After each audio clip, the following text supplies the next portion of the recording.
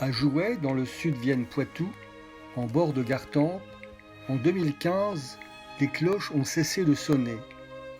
L'heure s'est arrêtée au cadran de l'horloge. Plusieurs désordres étaient apparus dans l'église Notre-Dame de Jouet. Il a fallu intervenir vite.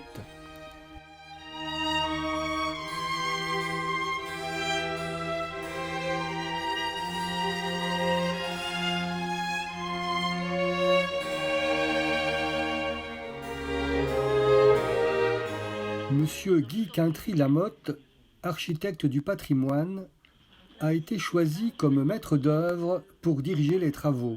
Voilà, on avait insisté sur trois échantillons. Il ne faut pas s'alarmer. Il y a une date précise. Non, mais ça me convient. On reste là-dessus. Qu'est-ce qu'il y aura comme autre question C'est la couverture qui n'en peut plus. Donc il y a des chutes de tuiles, il y a des fuites en toiture, il y a de l'humidité qui se propage à l'intérieur de l'église. Donc c'est autant d'éléments qui montrent qu'il est nécessaire d'intervenir. Donc à ce moment-là, il faut faire un diagnostic. Et c'est ce diagnostic qui permet d'établir tous les désordres et de voir s'il y a des urgences et donc de les ordonnancer et de voir ce qui est le plus urgent et le moins urgent. Donc on fait un bilan de santé. C'est un bilan de santé de l'édifice. Ce bilan de santé permet de pointer d'autres désordres. Le pignon ouest commence à s'incliner vers la rivière. En témoignent des fissures qui traversent les façades sud et nord du sol jusqu'au sommet de la voûte de la nef. Il est urgent d'intervenir.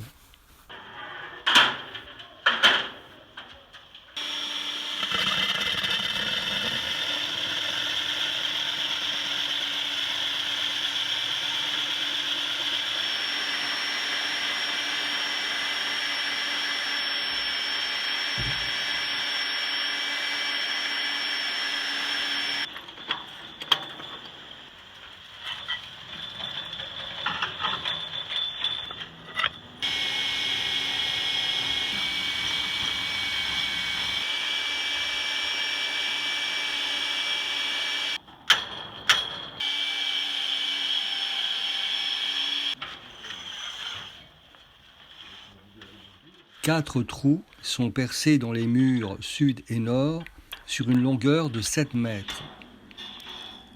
Des barres de fibres de verre sont introduites dans chaque trou, puis il y sera déversé un coulis de résine.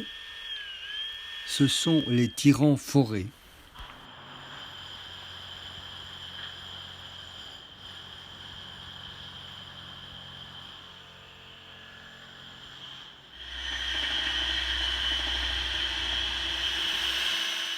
Des perforations multiples sont opérées dans les murs à différentes hauteurs, jusque dans les combles, pour recevoir de la résine et ainsi consolider les façades.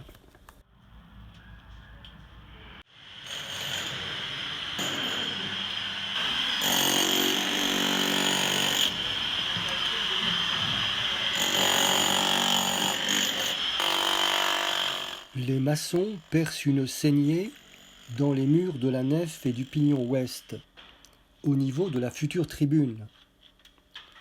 Ils extraient les moellons et ils vont combler l'excavation avec du béton armé, ce qui formera une sorte de pince qui arrimera solidement le pignon au mur de la nef. C'est ce qu'on appelle un chaînage.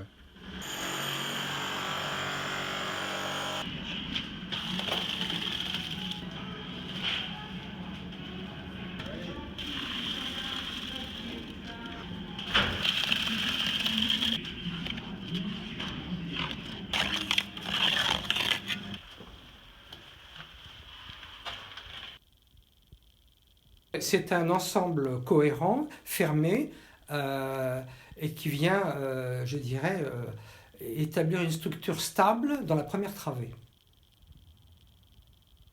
Enfin, les maçons vont colmater les fissures traversantes de la face nord et sud, en intérieur comme en extérieur.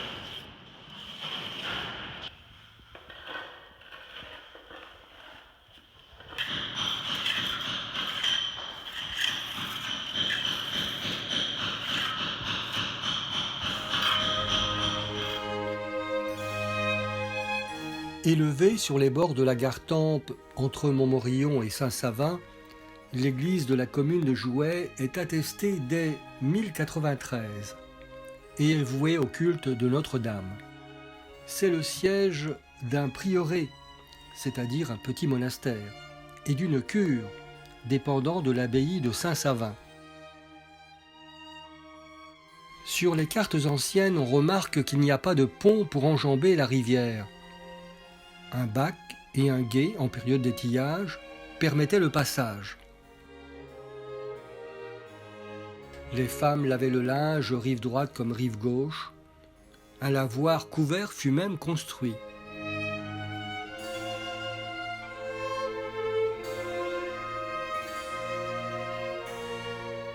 De forme rectangulaire, l'église est un haut édifice massif, rythmé d'importants contreforts. Le clocher, construit hors d'œuvre au nord-est, est une construction tardive. Les observations de M. Quintry-Lamotte, l'architecte, sur le pignon ouest conduisent aux hypothèses suivantes. D'une part, ce pignon supportait les cloches. C'était un clocher-mur. D'autre part, l'édifice était fortifié. Un cimetière entourait l'église. Il n'en subsiste que la chapelle Sainte-Catherine, chapelle funéraire dont les murs intérieurs sont entièrement peints.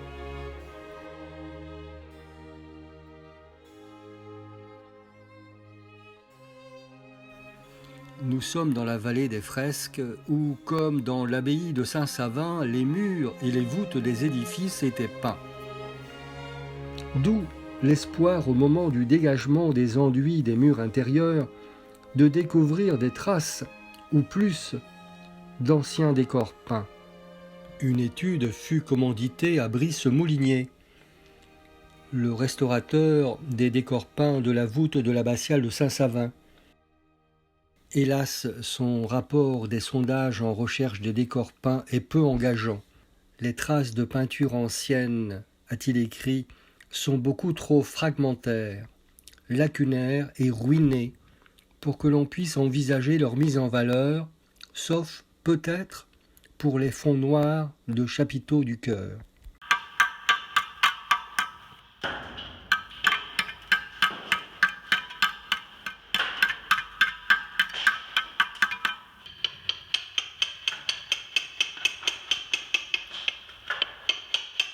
Les maçons mettent au jour quelques centimètres carrés de peinture murale. C'est la preuve que les murs de l'église avaient été peints au Moyen-Âge. Mais ces peintures avaient été totalement purgées par la suite pour être remplacées par un enduit orné de fausses pierres.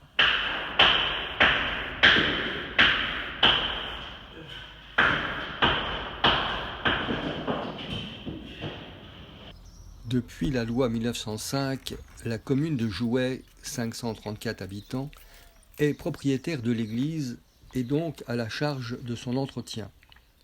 L'usage cultuel est réservé à la paroisse Sainte-Jeanne-Élisabeth. C'est la municipalité, avec son maire, Madame Annie Brugier-Taureau, qui, dès 2016, a lancé l'alerte sur la situation périlleuse de l'église. Nous avons constaté qu'une fissure traversante, en fait, qui existait, mais était de façon très légère, plus les jours, je dirais, plus les semaines passaient, en fait, cette fissure s'écartait. Avec, il y avait effectivement des chutes de débris, etc., de la voûte, et ce qui inquiétait quand même les habitants et les usagers de l'église. Et c'est vrai que cette fissure traversante était inquiétante. Donc, au cours du diagnostic, effectivement, le maître d'œuvre, donc Monsieur Quintry-Lamotte, ça il vous l'expliquera aussi, mais nous a bien dit qu'effectivement, il y avait un risque de basculement de la façade ouest. Donc, moi j'ai invoqué ces arguments auprès du conseil municipal, puisque effectivement, par rapport à ces travaux, il n'y avait pas forcément unanimité de l'Assemblée délibérante pour entreprendre ces travaux. Donc, il a fallu effectivement que j'explique que la sécurité publique était en cause et qu'effectivement, ce risque de basculement était quand même assez grave pour la sécurité publique de l'environnement. Au vu des financements que j'ai réussi à trouver, le conseil municipal m'a autorisé, oui, effectivement, à autoriser le projet de réparation de l'église. Alors, par rapport au financement, par rapport au budget, après actualisation donc, des chiffres, le budget hors taxe des travaux s'élève à 253 000 € environ. Sur ce montant, donc on a effectivement reçu des aides. Donc la répartition, donc les services de l'État nous aident sur ce montant à hauteur de 27%. Le conseil départemental de la Vienne nous aide à hauteur de 33%. La commune, son apport personnel obligatoire est de 20%. Hein. La communauté de communes Vienne-et-Gartempe, qui a pris la suite effectivement de la communauté de communes du Mont-Morillonnais, nous aide à hauteur de 6,7%. La Fondation du patrimoine à hauteur de 6,6% et la sauvegarde de l'art français nous aide à hauteur de 6,7%.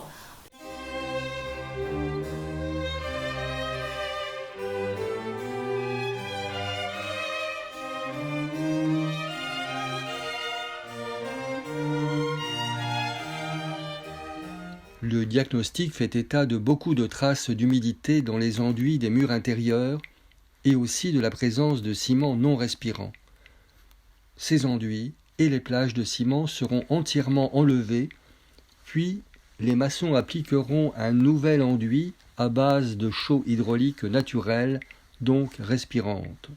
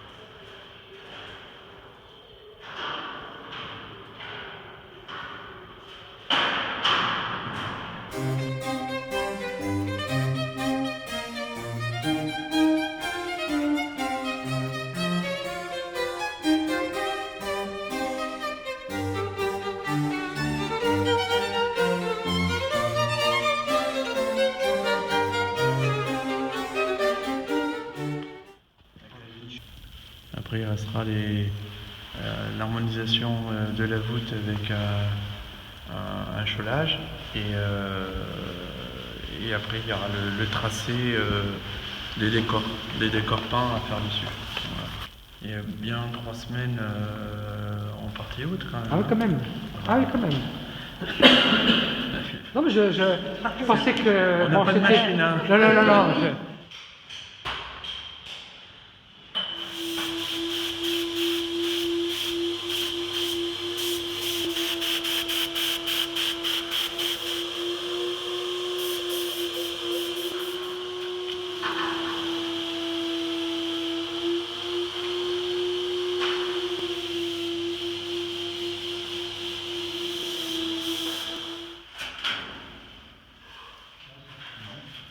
Un petit bourguignon.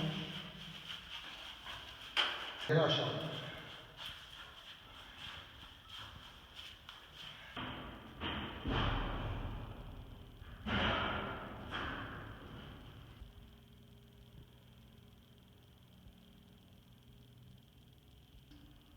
Essayer d'arrêter. Là, ça va, ils sont tracés.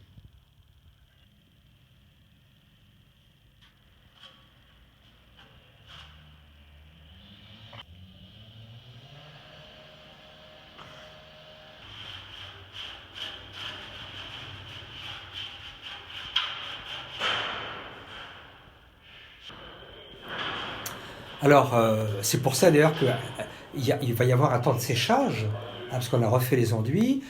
Nous avons restitué tous les anciens calepins, le dessin des fausses pierres.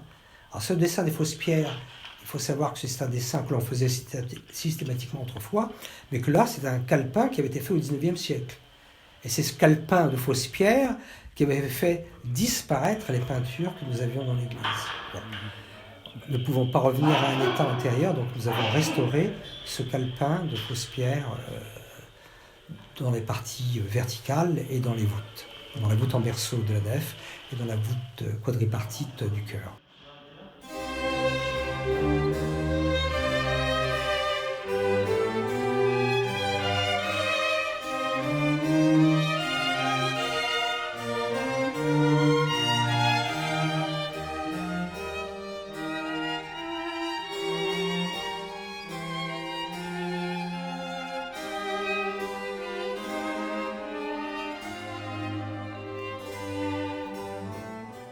Jouet, c'était la charpente il y avait des pièces de charpente sur tout côté chœur qui étaient à la limite de la rupture, donc il était temps d'intervenir.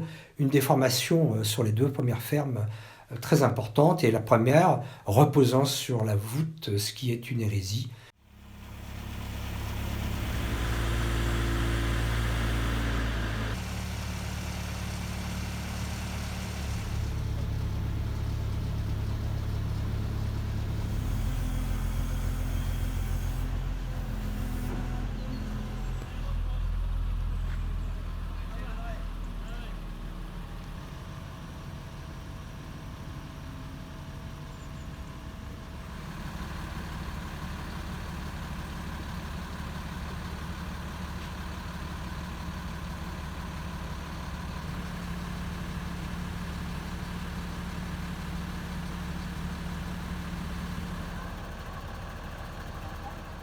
Elle doit travailler de la même manière, donc il faut que toutes les liaisons soient faites de la même manière. Donc on a tout tenon mortaise comme autrefois, avec tous les emboîtements traditionnels. Donc là, on a refait ça de cette manière-là.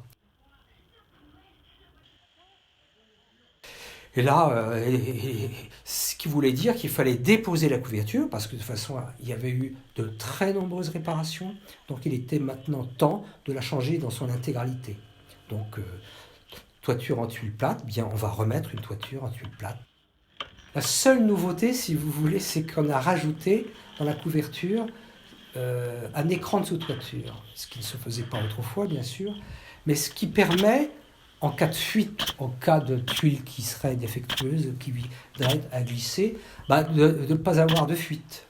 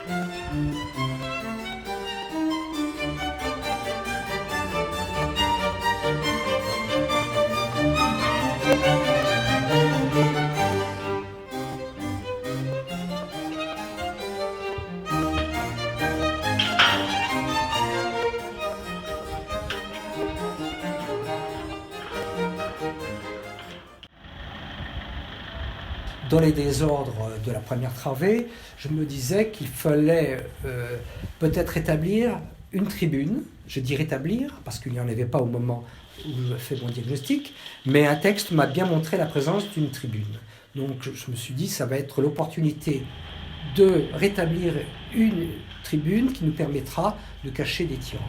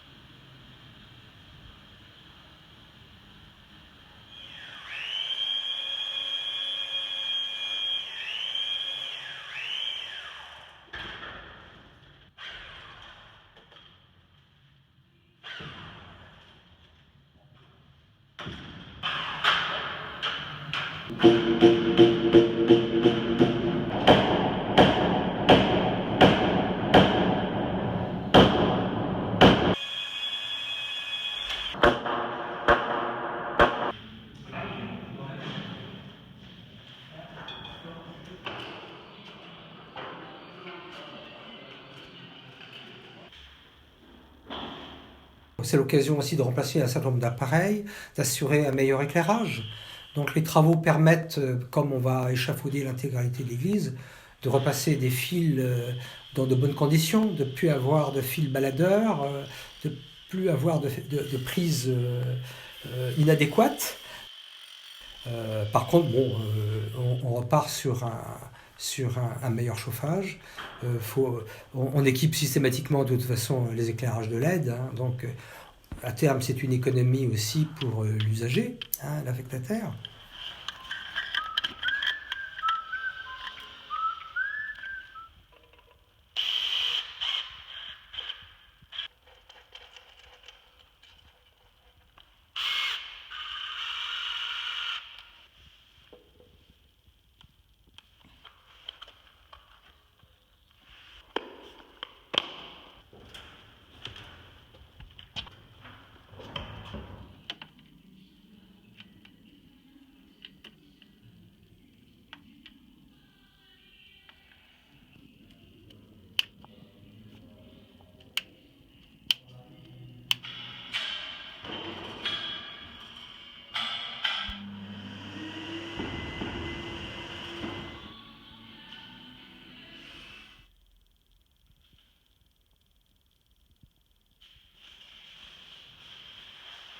Béatrice Guillonnet, animatrice de l'architecture et du patrimoine pour la communauté de communes Vienne et Gartempe, qui bénéficie du label Pays d'Art et d'Histoire, a pour tâche de valoriser le patrimoine dans toute sa diversité.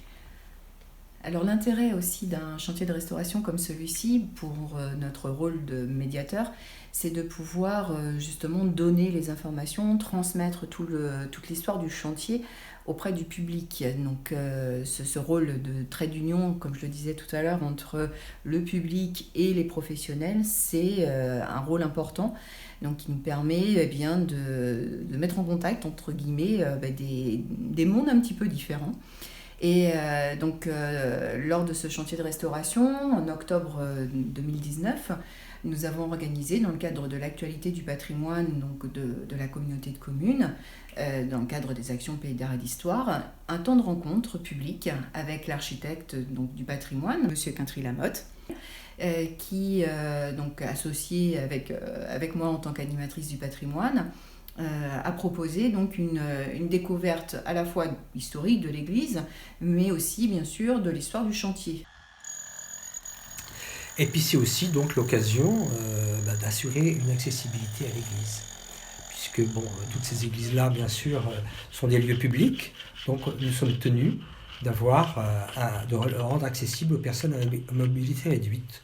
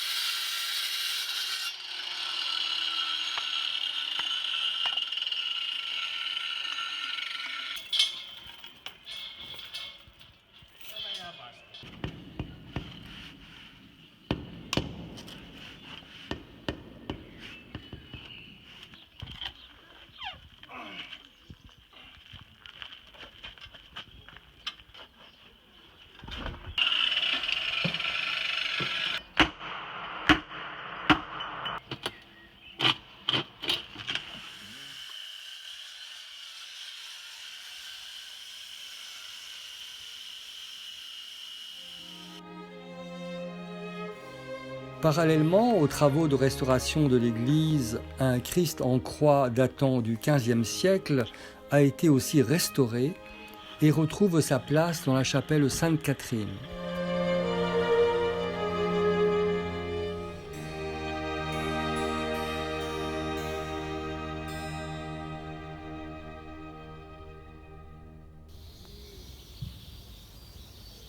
J'ai bien vu qu'il y avait le beffroi qui touchait les maçonneries qui lui étaient en périphérie. Donc un beffroi, c'est la structure porteuse des cloches. En général, c'est en bois, ça peut être en métal des fois, mais en général, c'est en bois. Et cette structure est indépendante de ce qu'on appelle la chambre des cloches. La chambre des cloches, c'est le clocher. Et là, en l'occurrence, le beffroi il touchait les maçonneries. Donc pour moi, quand on sonne des cloches, si on vient heurter à chaque balancement de cloche les maçonneries, c'est pas bon pour la maçonnerie. Voilà. Et du coup, pour moi, il était évident que le beffroi, il fallait le remplacer.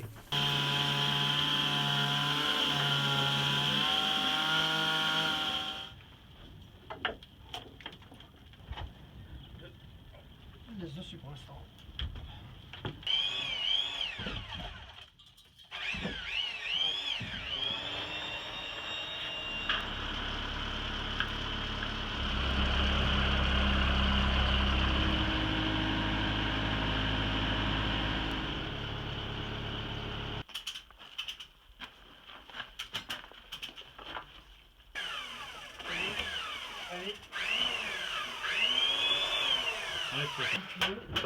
Voilà, moi je suis dedans. Moi je suis dedans partout. Attention, tu peux mettre la cale avant de...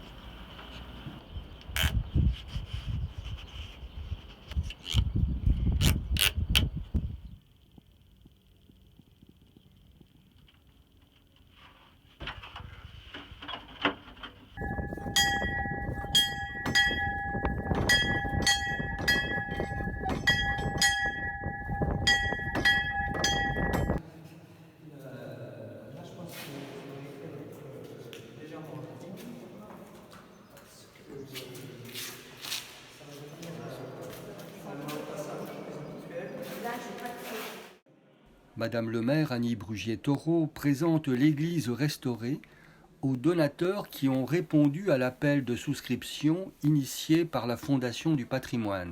Alors j'en profite pour vous remercier très chaleureusement, car il faut bien se dire que sans la participation des habitants, enfin des donateurs, parce qu'il y a des habitants et il y a des personnes extérieures qui ont participé, sans la participation des donateurs, sans la participation des fondations, la Fondation du patrimoine, la Fondation de la sauvegarde de l'art français, la commune de Joué n'aurait pas pu faire les travaux.